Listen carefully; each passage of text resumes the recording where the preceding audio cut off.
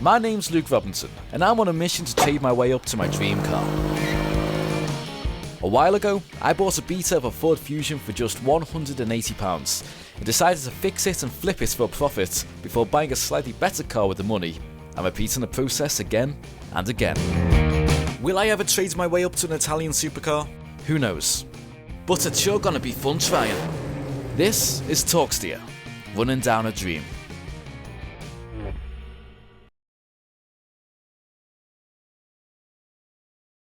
Ladies and gentlemen, here we go on car number 3, a 2010 Seat Ibiza 2-litre TDI FR. And I swapped this for my 2006 Audi A4, and I think I got a pretty good deal, all things considering, because when this car's fixed up, it's going to be worth a lot more than the A4.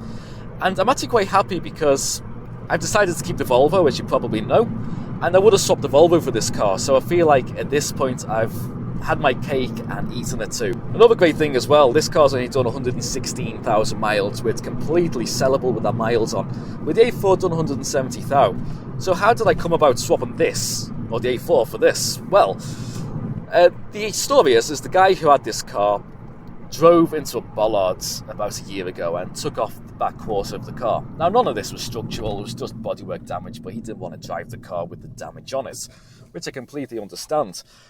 So he laid the car up in the back of his shop for a year, never got around to doing it, and just got sick of it. And in the end, he wanted something bigger that didn't need work doing, and my A4 was a good enough car for what he wanted. So I took this off his hands, he took the A4 off mine, and this became my next project car for the channel. And I think this is a great car to do. Basically, most of the faults and issues I could take care of myself. I do think the quarter needs to be taken to someone who is more professional than I am when it comes to paintwork, just to give the car a good chance of being restored properly. But apart from that, most of the faults are the right type of faults to tackle on this channel. The car drives really well, there is no lights on the dash, the brakes are good, suspension's good, there's no knocks, steering's good, engine's good. It probably just needs a service, but all things considered, mechanically this car's good. Now, it does have a lot of niggling little faults on it, so here's a montage of everything that's wrong with the Seat.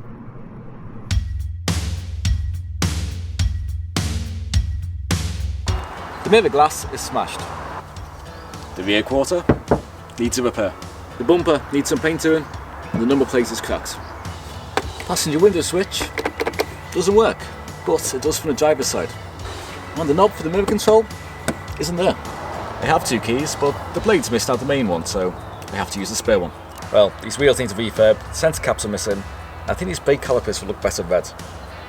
The latch to pull the driver's seat down, not there. Someone's been rather careless and spilt paint on the passenger seat. The engine bay definitely could do a good clean. If you've got black wheels and a black roof, need black mirrors. As you can see, nothing major that can't be taken care of, maybe apart from the rear quarter, which I'm going to give to someone to do, because they'll do a better job than I will. But all things considering, all the other faults are stuff I know I can take care of. What makes this car interesting is the engine choice, because you don't get much cars this size with a big diesel engine underneath the bonnet, relatively speaking, of course. Don't forget this 2-litre TDI, that went in the Audi A6, and we're in a car that's got the same chassis and platform as an Audi A1, so you can imagine it's pretty brisk when it pulls itself along. Now, it's only 140 brake horsepower standard, which definitely doesn't put it in hot hatch territory. It's warm hatch. But where this becomes interesting is when you remap it, which I believe this car has been, because you can take the power figures to 190 brake horsepower, no problem. When you start doing that, you're in genuine hot hatch territory. Don't forget, a new Fiesta ST has 197 brake horsepower. You're right in that ballpark figure, power-wise. But that's still not where this car becomes interesting. It's actually the torque figures.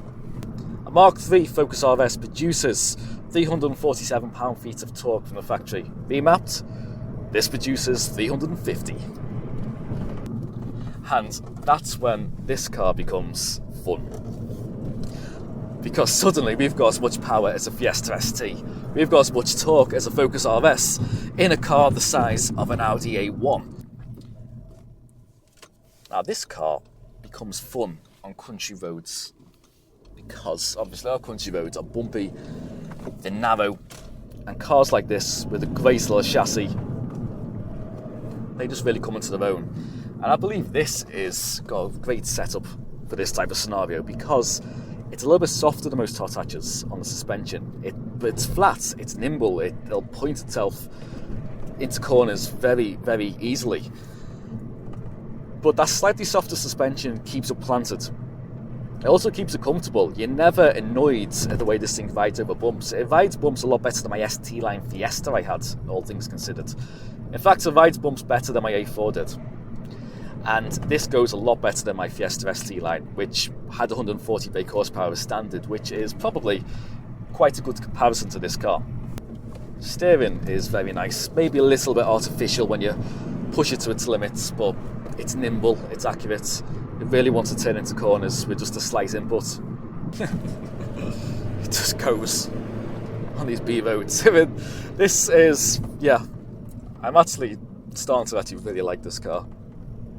The more I drive it, the more I'm seeing the point of it. And it's nice to have a car that does that. The beauty of it, though, being a diesel, is it does have a split personality.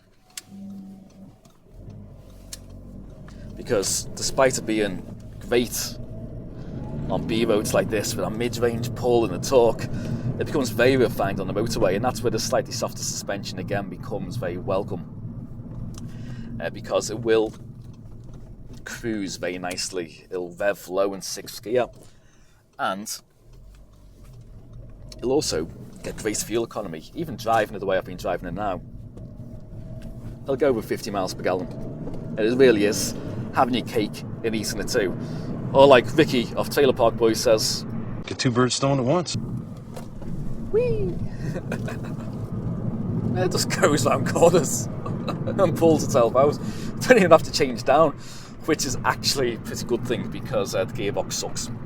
That's the only real downside to the way this car drives. I just do not like this gearbox. It feels like a bowl of soup, like it's come from the 80s.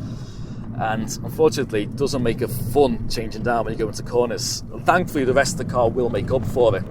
But yeah, it's just the one thing that really takes that final bit of involvement out of the car. But this is a really good, what I call mid-range performer. It's where you're driving that car 2/3, maybe 3/4 of the way to the edge, where you're not pushing it to the absolute limits. In other words, how you can drive a car on public roads. Because that's where you don't need really, really rock-hard suspension. You just need a good turning. It's where you don't need to redline a car, you just need good mid-range torque to pull yourself out.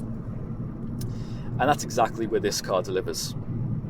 Now, you can drive this thing fast without really thinking about it.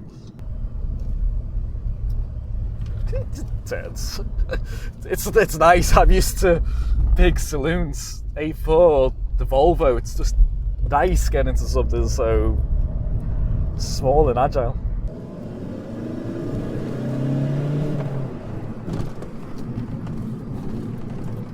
Well, there we have it. There's the intro on the Seat Ibiza. Let me know what you think of this car down below in the comment section. But we're going to have lots and lots of content on this car coming up in the next few weeks. So if you want to see that stuff, be sure to hit that subscribe button and bell notification icon below so you're alerted to that video as soon as it drops. But until then, like always, thanks for watching, see you soon, and take care.